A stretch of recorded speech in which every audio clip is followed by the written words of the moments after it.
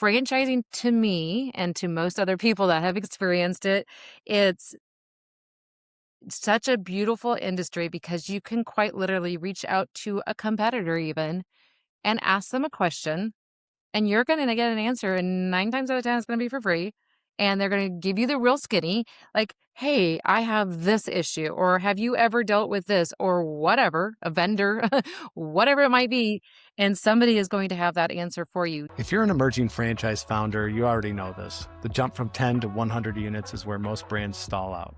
Not because the concept isn't strong, but because the founder is drowning in chaos. I'm Guy Coffey, franchisor, franchisee, and growth strategist. I've been where you are, and I know what it takes to build a brand that scales without burning out, selling out, or losing control.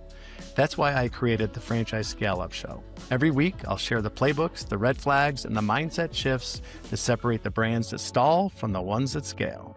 So if you're serious about protecting your vision and multiplying your brand, hit subscribe right now. This is the Franchise Scale Up Show. I'm Guy Coffey. Let's get to work.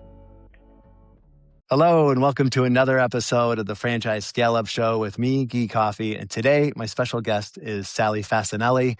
Sally is a longtime leader in franchising. She's a powerhouse woman franchise leader. She's done everything from being a master franchisor, worked in the supply. She was the first woman leader in the technology franchise space.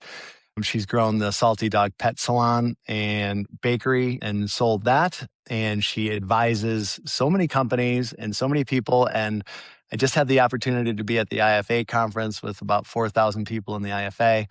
And at a certain point, it becomes a smaller circle. And everybody that I know in franchising loves and admires Sally. So I had to have her on the show, and I really appreciate you being here, Sally. Gosh, well, thank you. That was quite the introduction. I appreciate it. Well, it's true. And you are a leader, you're a mentor to so many people.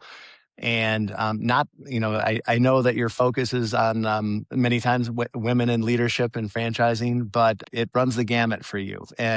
But the focus on your women in leadership in franchising has really taken you all over and helped you help so many people. And so what I'd like to talk about today, and I think might be interesting to the audience, is number one is how you got your start and how your path went, and how you navigated that.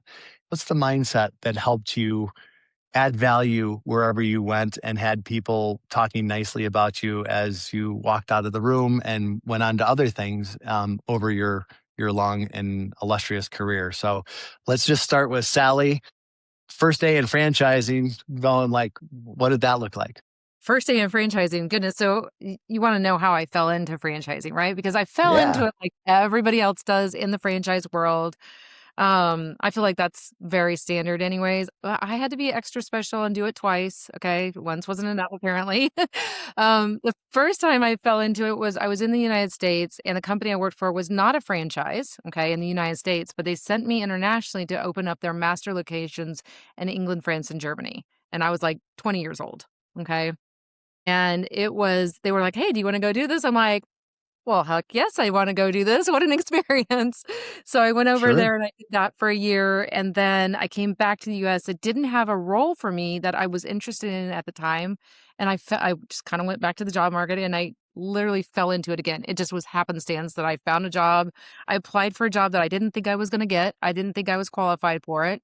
And, although I was qualified looking back, but, so I applied for this job, took the job, and then I was like, "Holy crap, I really love what I'm doing." And I worked with an emerging franchise brand that when I started, we had 13 locations. When I left, we were in 5 countries and had 500, at least 500 snows. If you don't know what those are, sold not opens across the world. And I learned so much about what to do and what not to do in those first 2 roles in franchising. And then I went into the vendor side, which is what you were talking about earlier, where I ended up being the first female leader on the technology in the world of franchising and technology. So it was kind of exciting. I absolutely love female empowerment just because I've been in this good old boys club my whole life and I love it. I love men. They're amazing. Don't get me wrong. But there's not a lot of us women out there. We got to empower them. So Sure. Yeah. And empowering through the model that you've created is certainly one way to do it. And I know you do other things, um, to help lead and mentor other women in the space. So that's interesting. You did it twice. You came back from Europe and went back to the job market, and franchising reached out to you again and gave you another opportunity in that area.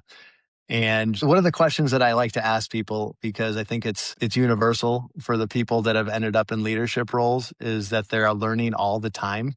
And it's not a political game. It's like they're always learning so they can add more value.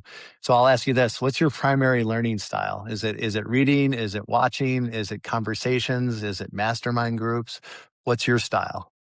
I don't have a primary. Frankly, my whole goal in life, period, before I got into franchising even was any way I can glean knowledge and add to whether it's my skill sets, my knowledge, like, all the connections, those sorts of things. I took advantage of every single opportunity that was ever afforded to me. And that started very young. It started immediately out of college or out of high school, actually, because I worked for an oral maxillofacial surgeon for a while out after high school. And I just learned anything that anybody was willing to teach me. And if there was an opportunity at work, maybe it wasn't in my job description or something I wasn't necessarily doing. I was like, "Hey, teach me this. I will learn it. I'll be happy to help you."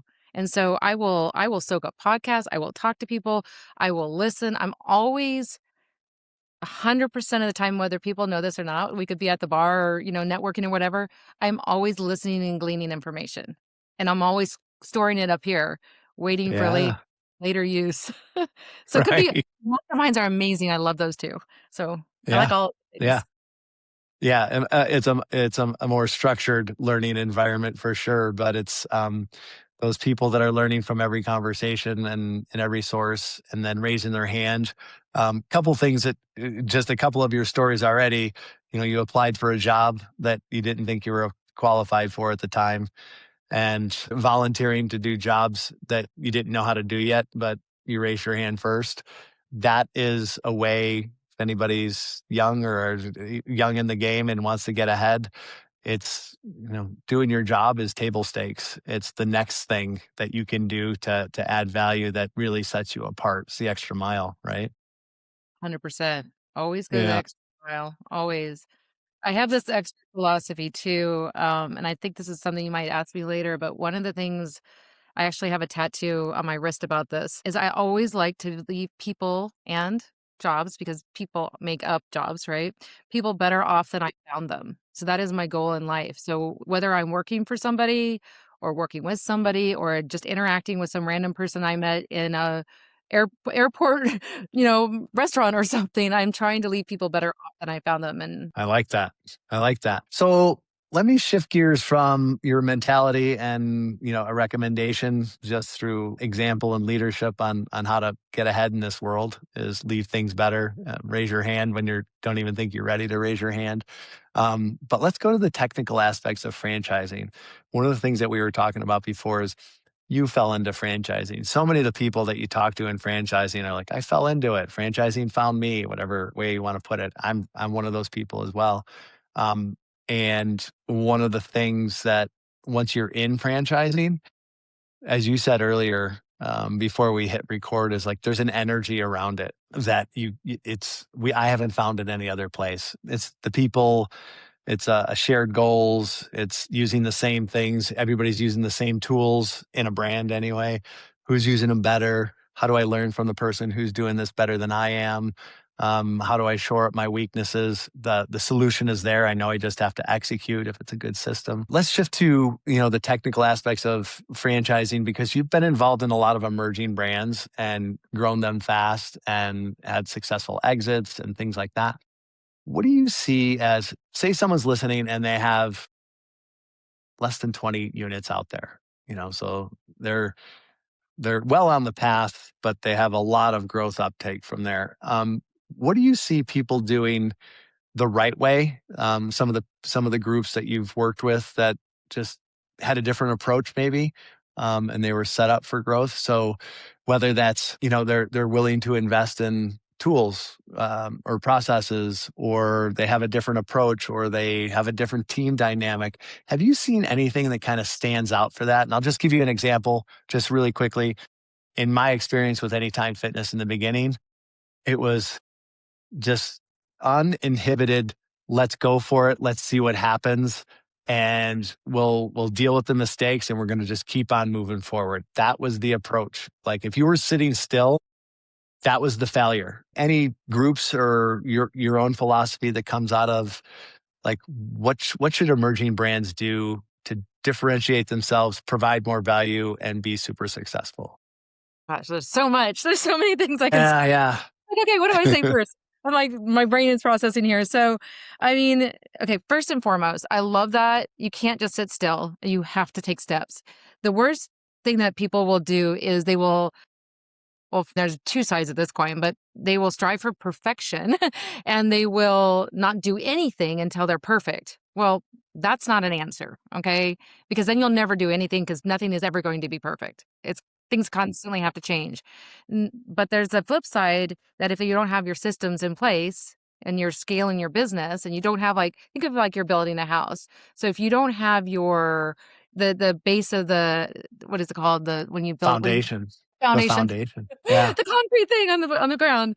Yeah. So if you have the foundation built and you start building the house, well, heaven forbid, like an earthquake comes or something, everything's going to fall down, right? So you've got to have those systems, your processes, and most importantly, your people basics. Those are the first and foremost.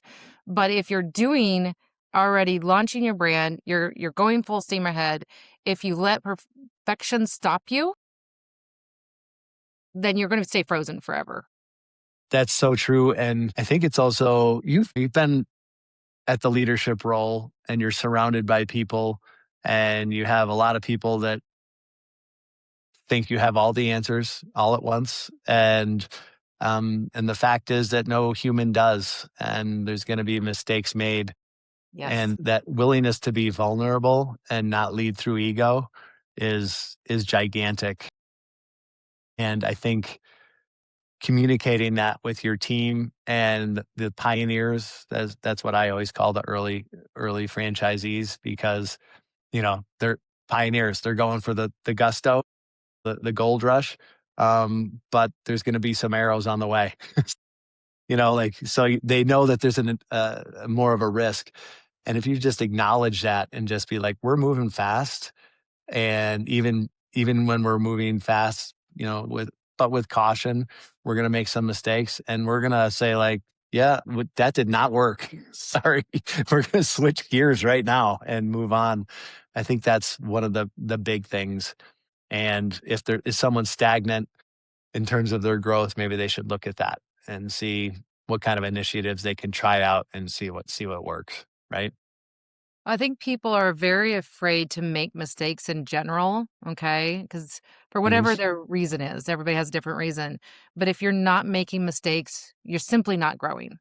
You need to make the mistakes to grow. So when you're growing a brand, okay, so maybe taking this turn over here or this initiative or whatever it is, maybe it didn't quite work out the way you thought it did.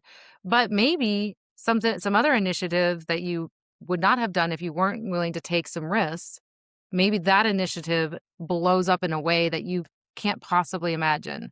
And it never would have happened had you not been willing to do that. The key is take the risks, do the things, make the changes fast though. Don't delay, don't stay stagnant in, oh my God, I've got to stay, I did this, I've got to stick with this. I can't make a change. People are not gonna, whatever they're gonna think of me, I made a mistake, heaven forbid. Make the Right. change. Make that Yeah. pivot that you need to do and do it quickly. The companies that I see grow and do well, they make plenty of mistakes, but they Yeah. also pivot quickly. Right. Yeah. Yep. Same theme I see all the time. So when someone is scaling, you're talking to somebody. I'm sure you get a lot of calls as in your kind of mentor position, not kind of your mentor position for so many people. And someone says like, "Hey, I've got this concept, and I want to tell you something about it." What would be the first couple questions that you would have for that person? Say it's someone that's a female founder, 35 years old, got it off the ground. And she's like, I want to talk to somebody that can help guide me and maybe help me avoid some of the big mistakes, just the biggest ones, just so I don't have to take any steps backwards. What would be the first 2 or 3 questions that you would ask that person? First, I ask them, first, I want to hear whatever it is they want to tell me so I can glean information. I can start to see where maybe little gaps are because by listening first to understand, you get a lot more information, and then you can actually be of help to that person. So first I'm going to do that, and then my questions are going to depend. But I'm gonna ask them, I need to understand if they have their processes. What kind of processes do they have in place? System processes, because you cannot build a replicatable, scalable franchise system without having that base in place, right? And then I ask questions about their people. What kind of staff do they have? Because I wanna understand, do they have the necessary pieces to grow? And if they don't, that's fine, but that is something we need to look at. And then I also ask what their financial wherewithal is. What are their expectations? What do they have to invest in this? Because unfortunately, that's another area. While there's a multitude of amazing businesses, most often they're highly underfunded, and a lot of people, they succeed just because they got lucky. I mean, or got the right people in those early franchisee adopters and things like that. They get very fortunate, and people, believe in them, and that's wonderful. But knowing, okay, here is another area of need, and then I try to set expectations after I glean the information. I try to set expectations of like, okay, we need to put these things in place now. We need to talk about these pieces. Are they going to be resilient enough?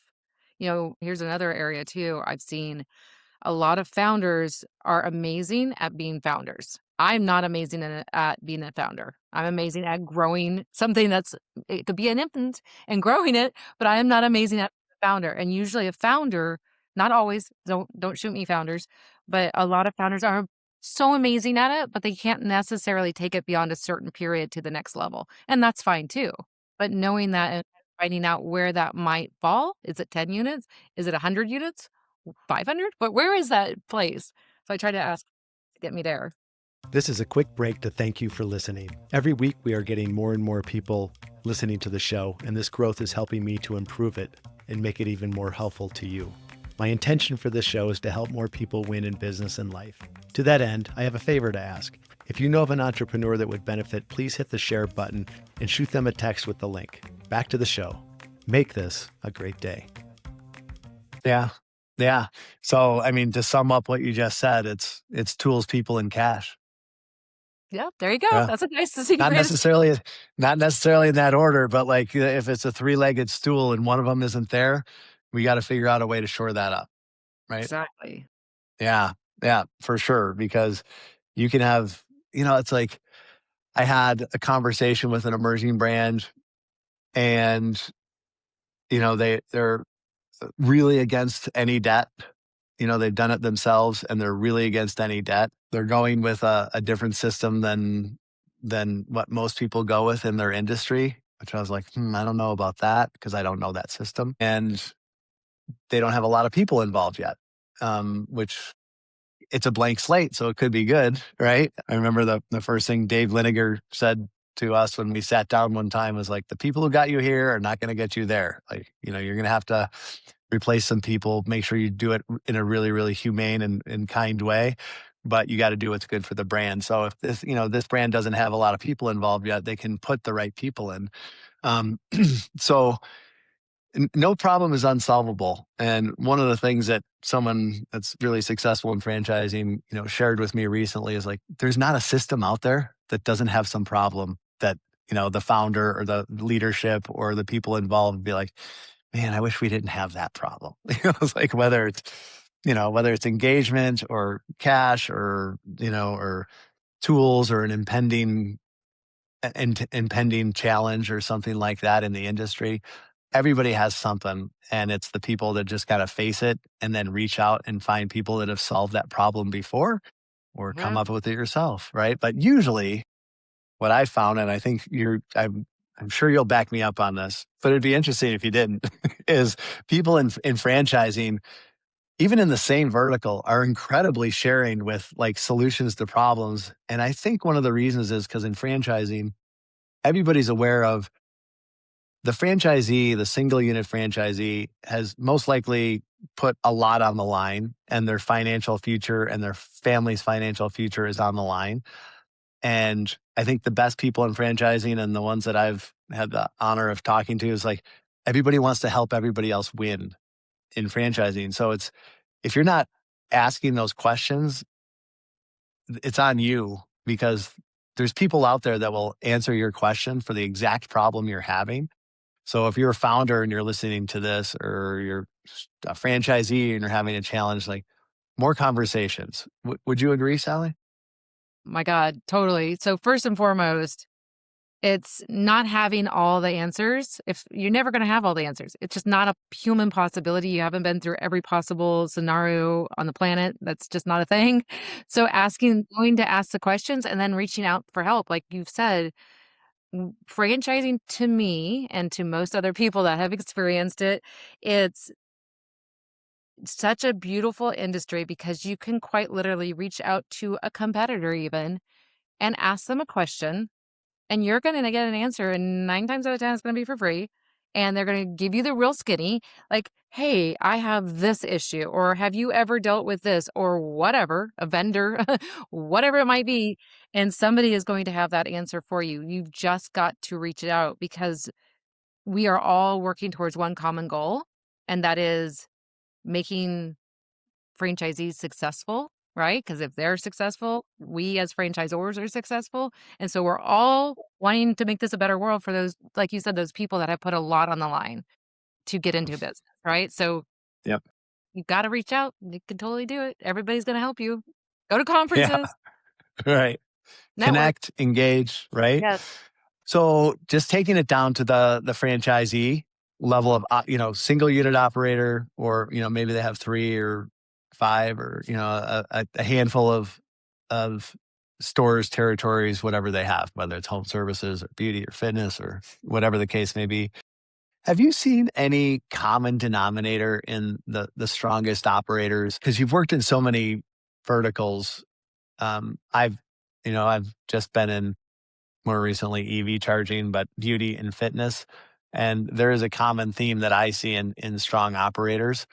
And I was just curious if you've seen the same thing in your experience.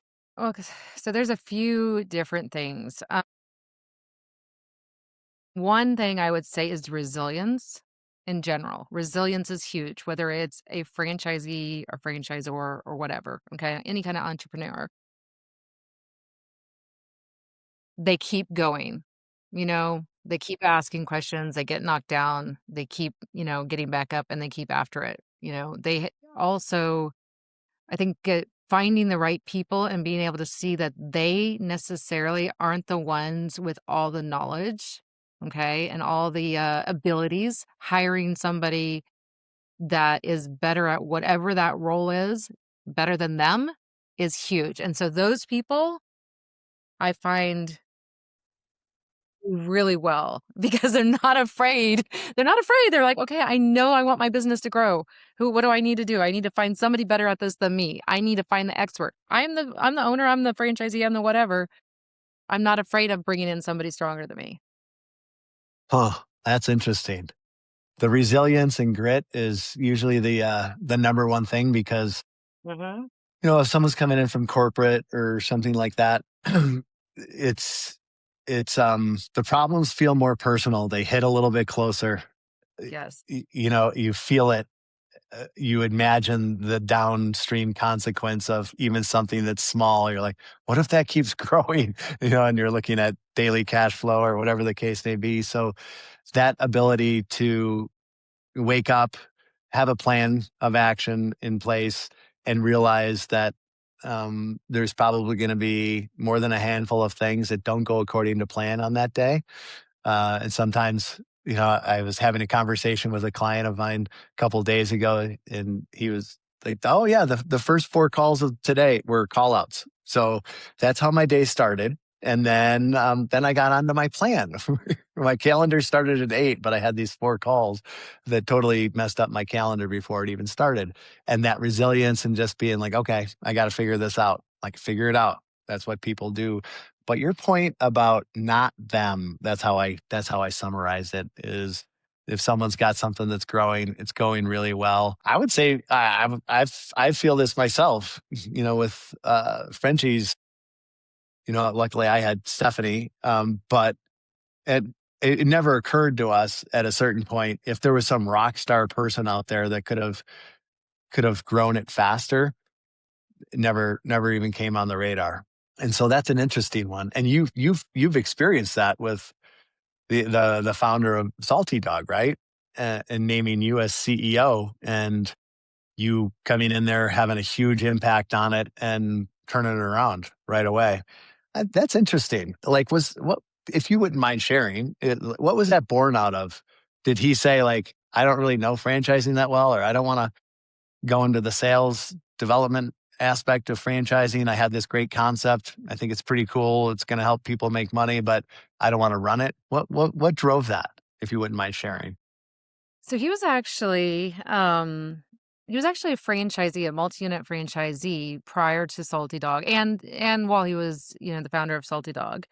He came to me and he's like, "Look, I've got this great concept that we've started, and I can do the operational boots on the ground side, the salon side, but I don't know how to take this to the next level and grow it. How do I because you have two different businesses in franchising. You've got whatever your business is, whether it's nails, hair, whatever, tacos, it doesn't matter. And then you've got your franchise business, and your franchise business, that's a whole beast in itself. All the regulations, all the things that go with that, right? All the things. And he's like, "Look, I can do this. I need somebody to take care of this side." And that's what I came in to do. Help the franchise side, help it grow. Unfortunately, when we went to launch literally the day before he passed away, we went down some other paths, but it would still ended up being a great experience. Yeah, yeah, that's interesting. He just sounds like he knew he didn't have the bandwidth to do what it was going to take to take that brand to market, and so he found a rock star in franchising named Sally and put it in her hands, and Sally took care of it. That's I had interesting. fun with Salty Dog. Honestly, that was I really enjoyed that concept. It's such a fun brand. Nice. That's interesting. Brands have a different tone. All the different brands have a different tone, right? They all have a different Um, culture. Like what is like their essence? What makes them them? right. Yeah. Yeah. That's another thing for people looking at franchises to buy into as a franchisee. What's that corporate team look like? What's the general vibe, basically?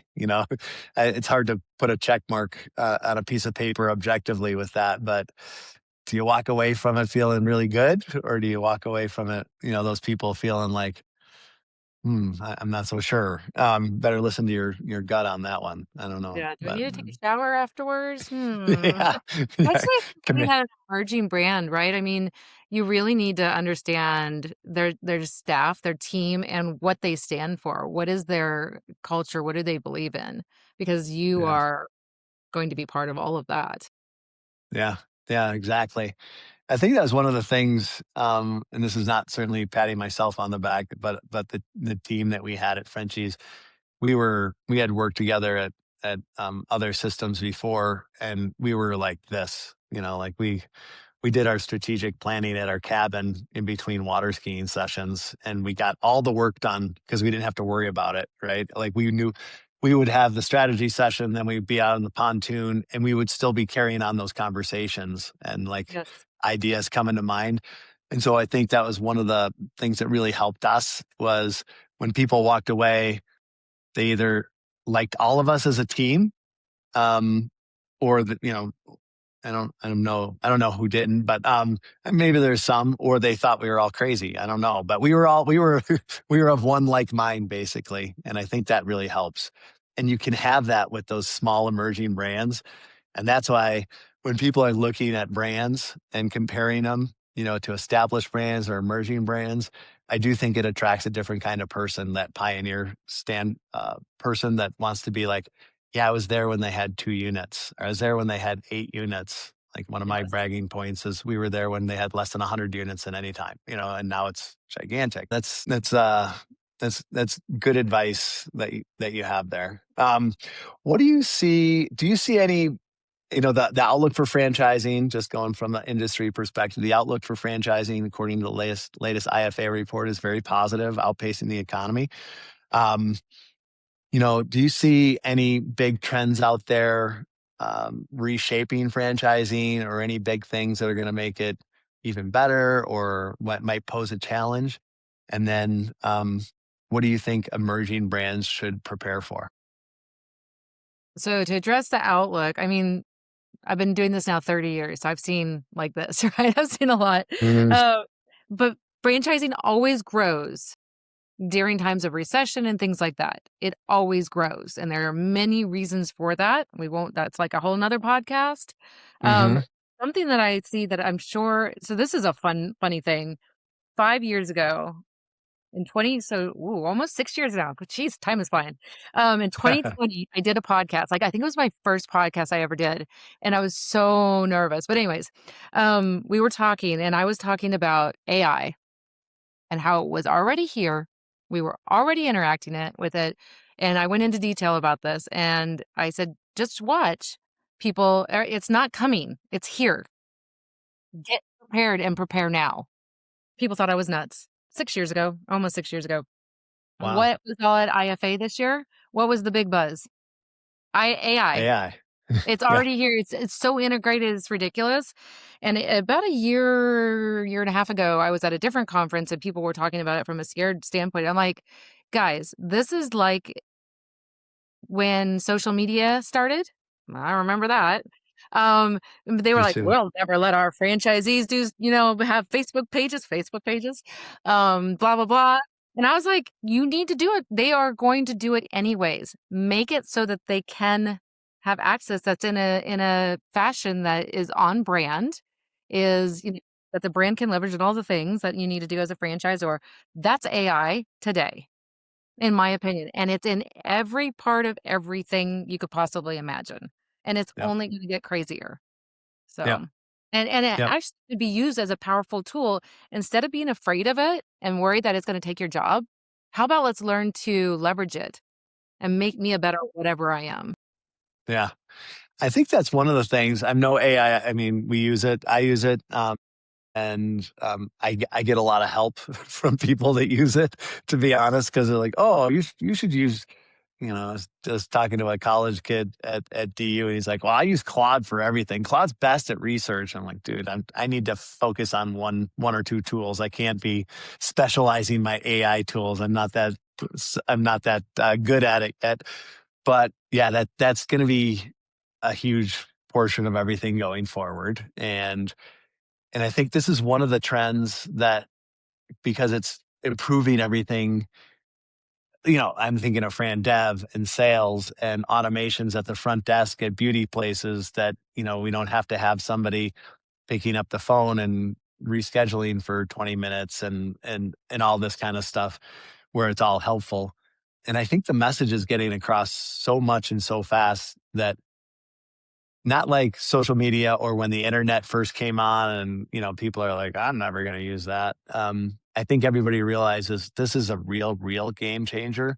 And I think more people are open to jumping on it and starting to use it in one form or another, um, than any other trend that I've seen, just because it is such a game changer, And if there's a franchise system that says, like, we're not using AI, I don't see them selling many many units, They will go the way of at the all. dinosaurs.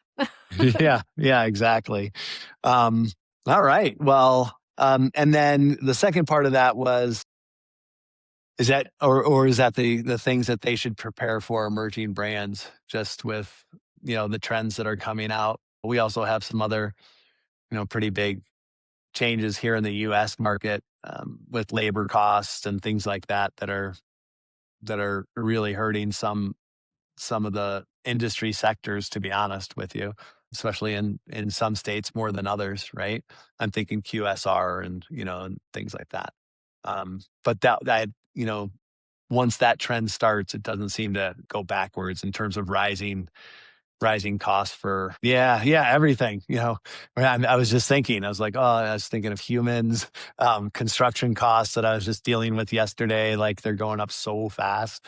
There's going to be rising costs, so we got to figure out how to make sure that our franchisees are successful and still have margin, right? and are prepared for that. And, maybe some of these things can be leveraged. Some things you can leverage AI to support, right? So whether it's that Hmm. front person, that you no longer need or whatever, or maybe you need them, but they can do more things and AI can be leveraged. Yeah. Um, yeah, but helping your franchisees by trying to stay ahead and always don't get comfortable, like always be looking at what's coming. There's a great people I've talked to in franchising. They're always ahead of the curve.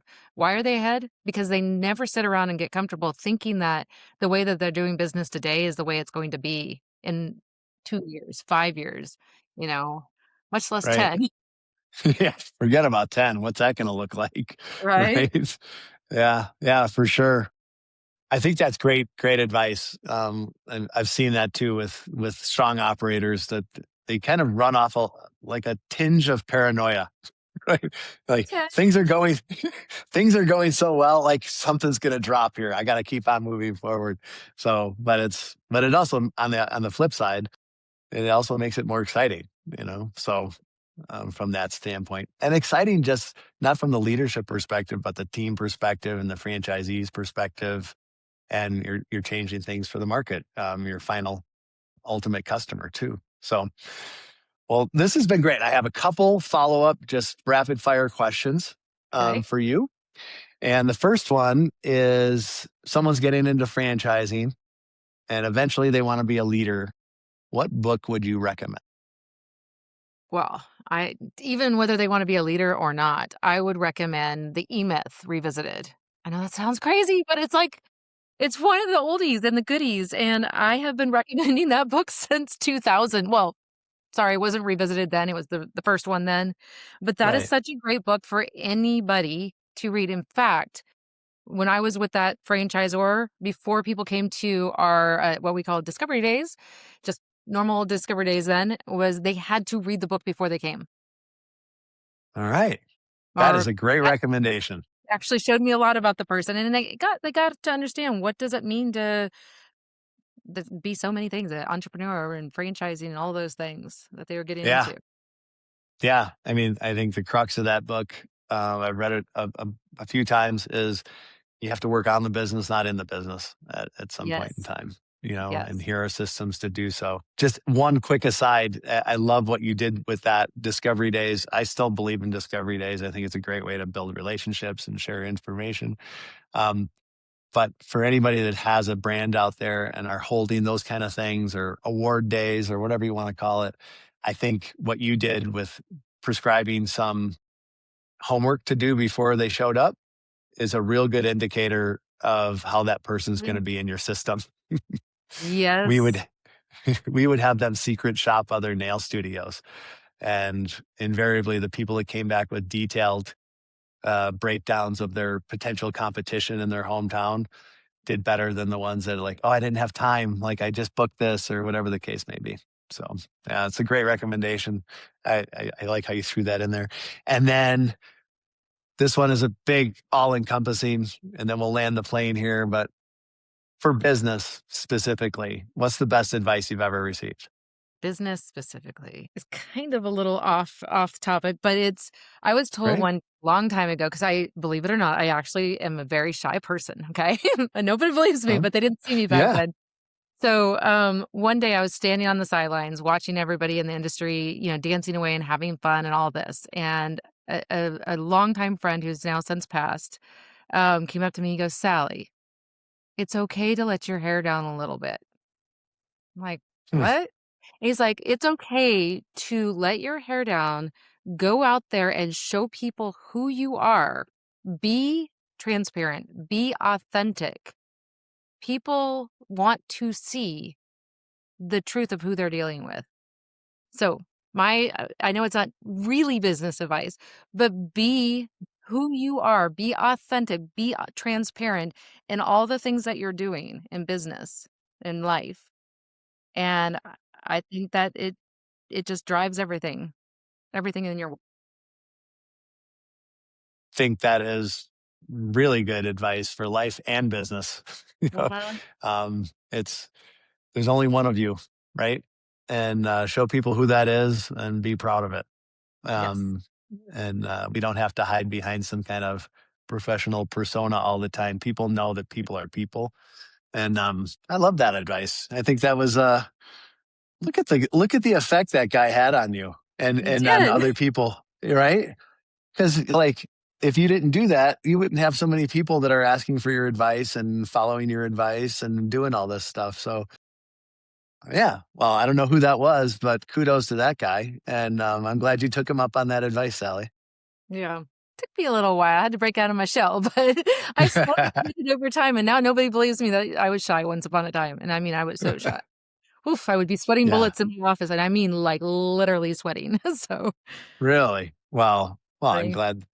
I'm glad you took that advice, and I'm glad that we had this time together. I really appreciate you sharing your knowledge, your journey, your recommendations, and some of what makes you who you are with the audience. So and me.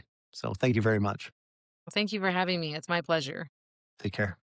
That wraps up today's episode of the Franchise Scale Up Show. If this gave you a strategy you can put into play, please share it with the one founder who needs the help. You might save them months of pain. If you're ready to go deeper, whether it's building your support infrastructure, accelerating territory sales, or preparing for private equity, go to guycoffey.com. That's GUYCOFFEY, and book a free franchise growth strategy call. I only partner with founders who are committed to scaling without losing control. If that's you, I'd love to connect. Until next time, protect your vision, move fast, and scale smart.